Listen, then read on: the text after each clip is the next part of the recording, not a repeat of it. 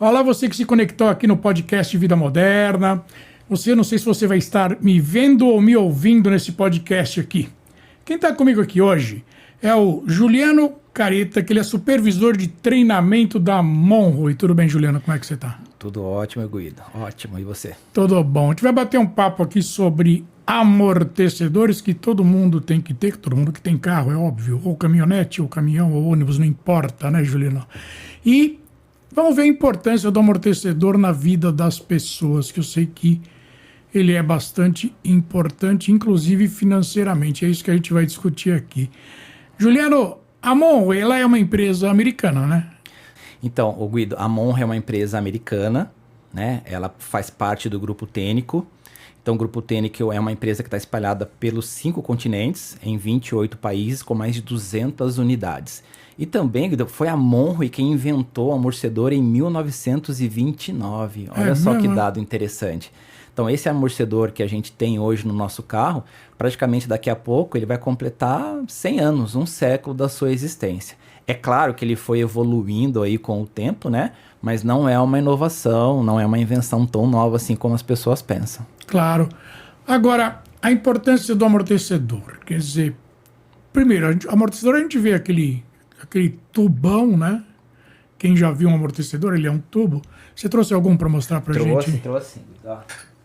Só para ter uma ideia, né? Ele tem esse formato tubular, né? Ele é construído no formato cilíndrico.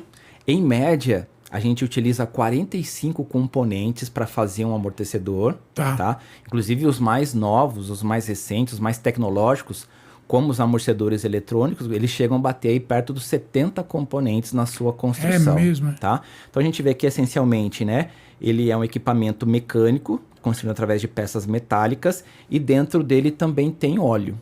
Tá? Então ele vai preso lá na suspensão, né? Quando a gente olha atrás do conjunto roda e pneu, a gente vê lá o amortecedor, e essencialmente nesse trabalho vertical aqui que ele faz, é ele que vai então absorver, amortecer os impactos e oscilações que o carro tiver ali, né?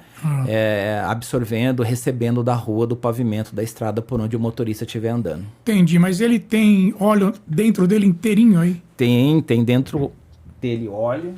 Vou até pegar uma outra peça aqui, ó. Uma peça de demonstração, tá? Para você ver, ó. Então, basicamente, a gente tem a mesma construção, né? Só que aqui ele tá em acrílico e dentro dele eu tenho óleo. E o óleo aqui dentro, ele é muito importante. Sim. Porque é ele que determina a carga de um amortecedor. Tá? Então, hoje, por exemplo, a Monroe, ela fabrica cerca de 1.200 amortecedores diferentes. E cada amortecedor, ele vai ser desenvolvido seguindo rigorosamente as características do carro. Sim. Tá ok? Então, para cada válvula por onde passa o óleo durante a movimentação do amortecedor, eu vou ter uma configuração diferente. Por isso que amortecedores, eles podem até ser parecidos. Você olha fisicamente assim, são redondos, têm o mesmo tamanho, têm o mesmo diâmetro, né? Então, visualmente, eles são parecidos.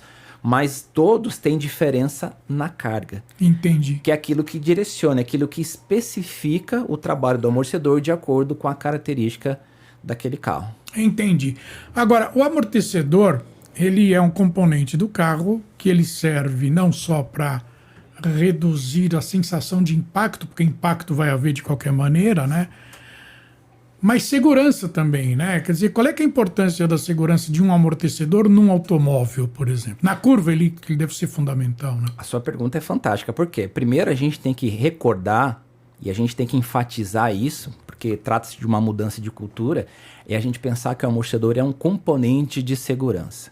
Então, muita gente se preocupa com o estado dos pneus, muita gente se preocupa com o estado dos freios, e aí só vai pensar na troca do amortecedor quando ele estiver lá vazando óleo, quando ele estiver travado ou quando ele estiver fazendo muito barulho. Tá? Então, primeiro, a gente tem que pensar que o amortecedor é um componente de segurança. E quando a gente olha para essa característica, a gente percebe que, primeiro, quando o amortecedor está ruim, ele aumenta a distância de frenagem do carro. É mesmo, é? Por exemplo, anos atrás, nós fizemos uma reportagem em parceria com uma emissora de TV, onde nós pegamos um amortecedor 50% desgastado, ou seja, meia vida. Sim, meia vida. Colocamos num veículo e esse carro estava a 60 km por hora. Tá ok? Aí a gente colocou um ponto referencial para ele parar. né? E aí, comparado com um carro equipado com amortecedor, inclusive era o mesmo carro, tá, Guido? Sim, a gente sim. não mudou, Tá. não teve variação na característica do veículo, a gente só mudou o amortecedor. Tá. Então, o carro equipado com amortecedor desgastado, ele aumentou a distância de frenagem em 1,20 m. E isso um carro rodando É uma enormidade. a 60 km. E aí é diretamente proporcional, porque Claro. quanto maior a velocidade, maior será Claro. esse distanciamento. Claro. Então muita gente acha que eu ando com esse carro só na cidade. É aí que o amortecedor ele vai fazer diferença. Por quê? Numa parada no semáforo, num congestionamento, numa pessoa que atravessa a rua, você precisa ter essa parada mais imediata. Uma outra questão também que eu quero enfatizar... Mas o que faz ele andar tanto assim? O que acontece? Uma das características do amortecedor desgastado é fazer com que o pneu ele fique pulando. Ah, rapaz, é mesmo? Exatamente. Então, vocês mesmos que estão nos ouvindo ou nos assistindo, quando você olhar para um carro e perceber que o pneu ele fica pulando em relação ao asfalto, é problema de amortecedor. Entendi. Ele fica parecendo uma bola de basquete. Eu já reparei isso. Exatamente. Quando o amortecedor está muito ruim, até fácil para qualquer leigo identificar, cara, aquele carro ali tem um amortecedor que está com problema. Então, com essa característica do pneu ficar pulando, o que acontece? Ele vai demorar mais para parar. Sim. E aí, dependendo da velocidade, quanto maior for essa velocidade, maior será esse distanciamento. Entendi. E você falou uma coisa que agora que me deu um gancho, é o seguinte: quanto dura um amortecedor independente do piso dele? Vocês devem ter feito algum estudo já para ver uma média de utilização e, teoricamente, quanto dura um amortecedor quando é bom trocá-lo, né? Sim. Como é que é isso? Bom, vamos apenas lembrar que a vida útil do amortecedor ela vai depender das condições de uso. Sem dúvida. Né? Então, só fazendo aquela continha rápida, se o motorista ele é um motorista cuidadoso, ele cuida bem do carro dele, ele passa por buracos ou lombadas numa velocidade baixa, a tendência é que esse amortecedor dure mais. Tá. Né? Do outro lado, a gente tem uma situação totalmente diferente. Se o motorista for um cara que não tem cuidado, passar em buraco com alta velocidade, enfim, aí o amortecedor vai durar menos. Sim. Né? Então a gente não tem muita referência nesse sentido, porque vai depender das condições de uso. Claro. Só que aí nós fizemos um teste, inclusive lá na fábrica, né? Eu participei desse teste, fico bastante à vontade para falar dele, é que um amortecedor, ele abre e fecha 2.600 vezes por quilômetro rodado. Ô, louco, tudo Então a isso. gente colocou um sensor no amortecedor, né? E aí rodamos com carro de linha leve, carro de passeio, que cada um de nós, né, usamos, utilitário, caminhonete, picape, colocamos até em caminhão, Guido, tá? E aí chegamos a essa média. Aí andamos em pista boa, pista ruim, pista de terra, pista de paralelepípedo. A gente jogou tudo isso numa planilha e extraímos dela a média. Sim. A média deu exatamente 2.602 vezes. Para arredondar e para facilitar a conta, a gente fala que o amortecedor, em média, ele se movimenta 2.600 vezes por quilômetro. Aí, quando a gente projeta que um amortecedor ele dura em torno de 40 mil quilômetros, a gente pode assegurar que aquela peça se movimentou mais de 104 milhões de vezes. Então, assim como um pneu se desgasta, assim como uma pastilha se desgasta, o amortecedor também tem o seu desgaste. Pois é, ninguém pensa, né? O pneu, você olha, vê que o pneu tá ficando careca. O freio você sente na pastilha e no pedal, né? Que ele começa a afundar, começa a ter que pisar, ele vai mais, aumenta o curso dele, você já leva para ver o que está acontecendo. O amortecedor só leva quando já estourou tudo, né, cara? Impressionante. Tem um tal do batente, quando eu troco o amortecedor, eu troco o batente também. O que é? É o que segura o amortecedor? O que é o batente? Só voltando um pouquinho à questão, né? Isso que você disse é muito importante. Por quê? Porque as pessoas só pensam em trocar o amortecedor quando ele estiver vazando o óleo. Pois é. Né? Então ele olha, muitas vezes ele leva o carro para trocar o óleo do motor. Aí quando lá o mecânico levanta o carro no elevador, ele olha por debaixo e vê que o tubo do amortecedor está todo melado. Sim. Ou quando o amortecedor trava ou quando ele faz barulho. Né? Então são situações em que o amortecedor já está extremamente danificado. Né? Sim. Então, aquela batida seca num buraco, por exemplo. É sinal de desgaste. É sinal de que precisa trocar. Sim, é sinal. Então a gente precisa desconstruir essa ideia de que o amortecedor só precisa ser trocado quando ele estiver nessas três condições. Vazando, travado ou produzindo ruído. Né? Então sempre a nossa recomendação é que o motorista leve regularmente o carro no mecânico de confiança, né? Para que ele faça uma avaliação e aí sim possa mapear em que condição o amortecedor, né, ele tá tendo ali no carro. E sempre que detectar um desgaste, aí a troca ela deve ser imediata, né? Então isso é muito importante. Porque ninguém... Não tem manutenção um amortecedor, né? Não. E por que eu te perguntei isso? Porque eu já vi querendo gente vender amortecedor recondicionado. Quer dizer, dá para recondicionar um amortecedor? Olha, se a gente for analisar, daria para recondicionar. Só que aí, a gente teria que trocar 90, 95% dos componentes do amortecedor. Sim. A gente teria que construir ele de novo. Então pensa no trabalho que dá, por exemplo, eu recolho a peça que está numa oficina, que já está usada, eu trago para a fábrica, aí eu vou ter que fazer uma análise para descobrir o que está bom, o que está ruim, e aí cada amortecedor vai trazer um cenário diferente. É claro. Tá? Aí eu vou ter que desmontar esse amortecedor, trocar tudo aquilo que tiver ruim, fechar novamente, pintá-lo, colocar... É muito mais rápido e mais barato, inclusive, sai mais você caro, fazer um amortecedor novo. Sai mais caro, né? Porque não tem escala, né? Exatamente. Não tem... E hoje, só para você ter uma ideia, quem fabrica amortecedor hoje no Brasil tem que estar regulamentado pelo Inmetro. Sim. Tá? E aí o que acontece? Esse pessoal que diz que recondiciona amortecedor, não, aí né? o Inmetro não vai nem passar lá para ver o que ele está fazendo. Né? Muita gente que diz que recondiciona amortecedor apenas pintam a peça. Olha. Então eles mudam, eles dão uma maquiagem. Eles mudam o aspecto perigoso, visual. Né? Sim, com certeza. A gente que, né, visita muitas lojas, a gente tem contato muito com o mercado, às vezes eu recebo vídeos pelo WhatsApp em que o mecânico levantou o carro no elevador, sem desmontar o amortecedor mesmo, ele tá lá com a latinha da tinta em spray, ele tá pintando lá o amortecedor para vender lá pro motorista, né? Tem outras pessoas que dizem que trocam o óleo.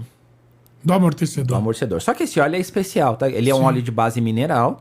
Ele tem alguns aditivos químicos que controlam a viscosidade do fluido, independente da temperatura, tá? Entendi. Mas a gente já pegou amortecedor também recondicionado no mercado, que o cara lá colocou óleo de cozinha. Tá brincando. É mesmo? Óleo de cozinha? Óleo de cozinha. E olha que o óleo hoje tá caro, né? Então... Aí o cara que comprou isso aí ficou frito, né, cara? Ficou frito. Tá fritando batatinha dentro do amortecedor lá, né? Porque olha que loucura, né? Aí tem gente que coloca óleo de motor, óleo de câmbio, óleo de diferencial. E aí, dependendo da viscosidade do óleo, eu mudo completamente a característica do material, né?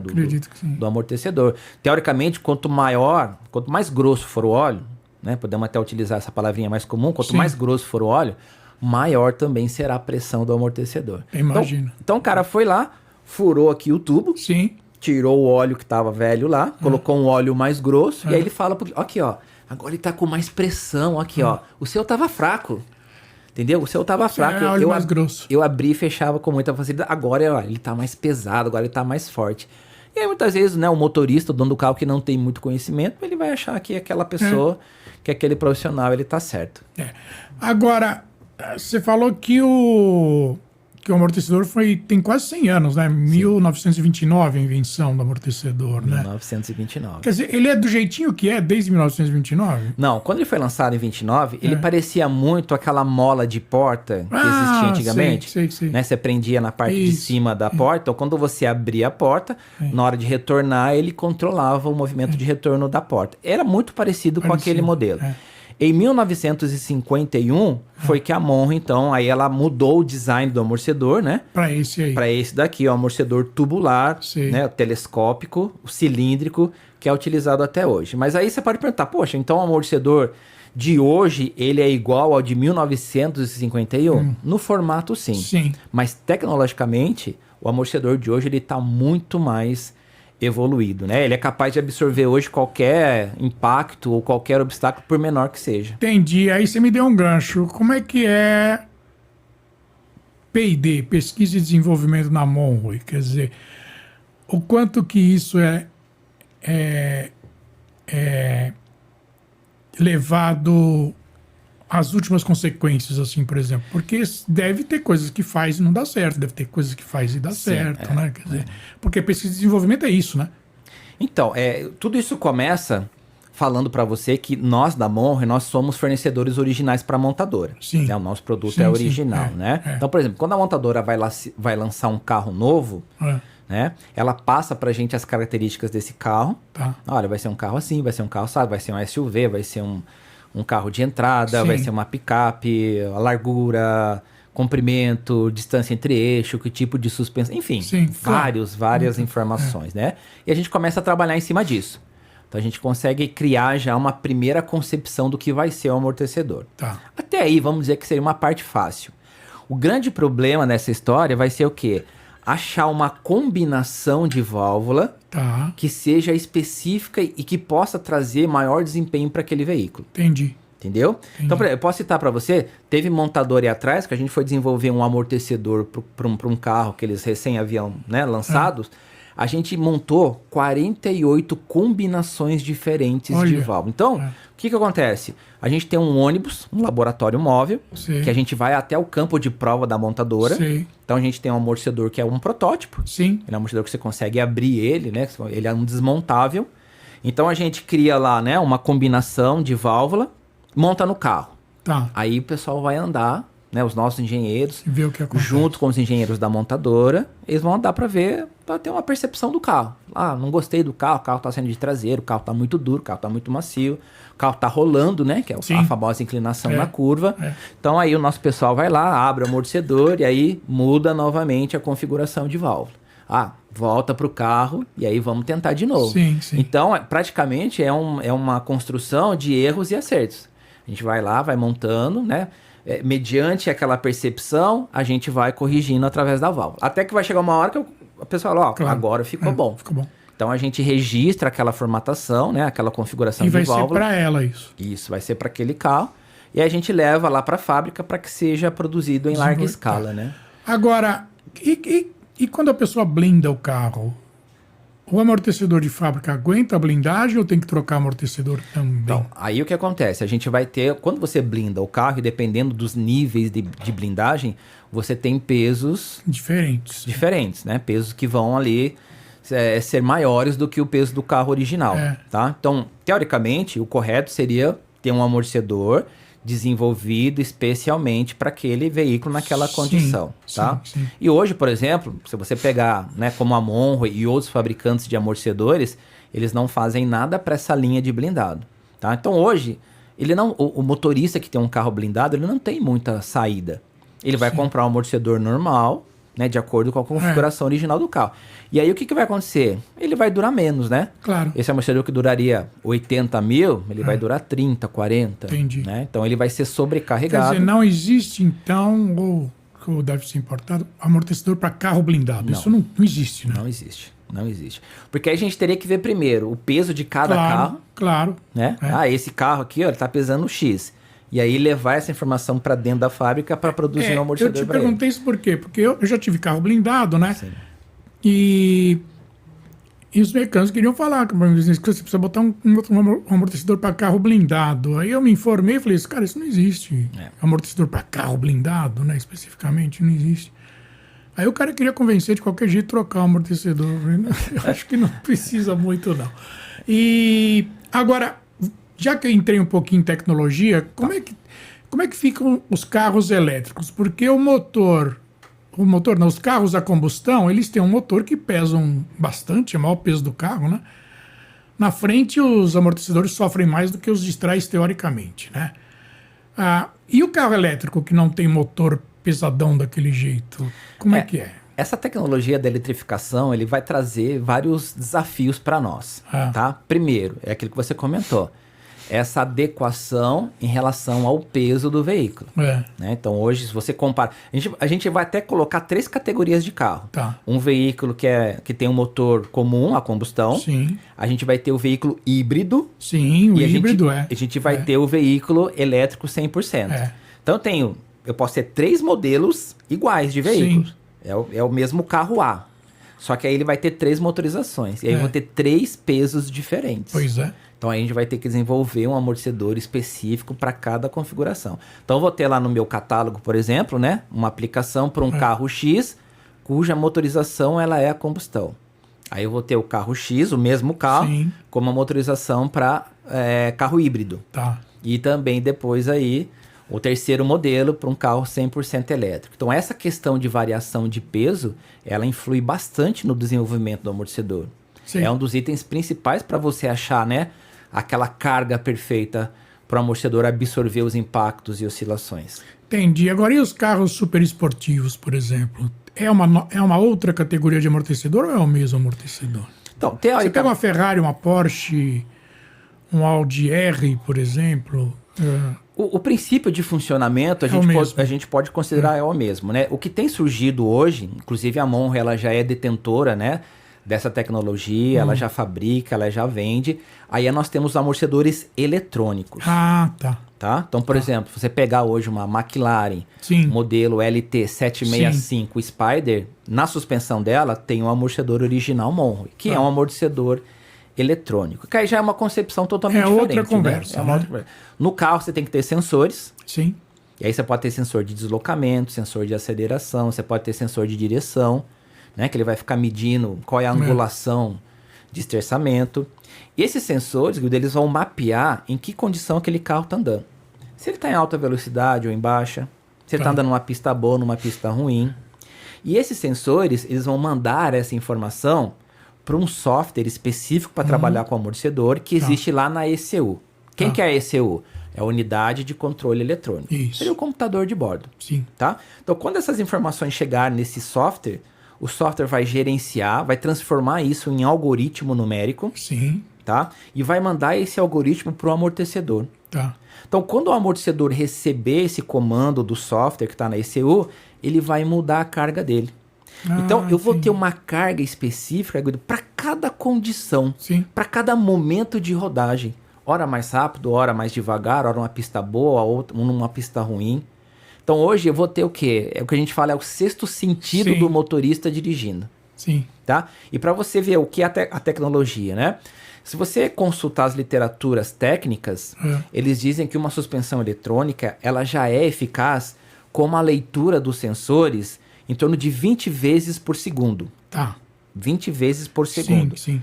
O sistema desenvolvido pela Monro, ele faz uma leitura de 100 vezes por segundo. Puxa, hein? 5 vezes mais do que as literaturas técnicas elas indicam. Então hoje você tem um nível de informação fantástico que permite que cada amortecedor ele tenha uma configuração diferenciada. Então você está fazendo uma curva, mesmo no eixo traseiro, você tem uma carga do amortecedor do lado esquerdo diferente do direito. Porque aí eu vou precisar ter uma resposta específica para cada corner, né? Para cada lado ali da roda. Então isso te dá um controle do carro fantástico, magnífico, né? É uma coisa que nem se compara com a dirigibilidade atual. Sim. E aí, como é uma tecnologia nova, ela está saindo agora nos veículos premium, igual você comentou, né? McLaren, Volvo, Mercedes, AMG, Audi, BMW, aí vai. Vai embora, né? E aí vai.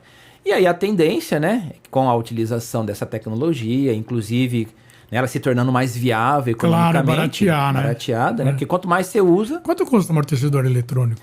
Olha, em média, se a gente pegar um amortecedor normal, né, um amortecedor comum, eletrônico, em média aí R$6.000, cada peça.